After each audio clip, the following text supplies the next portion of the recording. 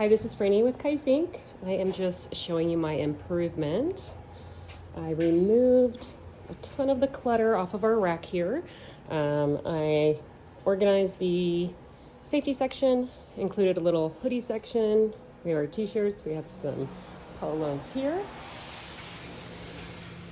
And I put this jacket here so it's easy to get to. I've organized everything by t-shirts, then there's performance, polos, ladies and men's. Everything's in alphabetical order.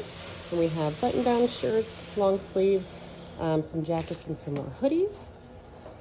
This is everything I pulled off the racks, so I will be cataloging these items so we know what samples we do have available.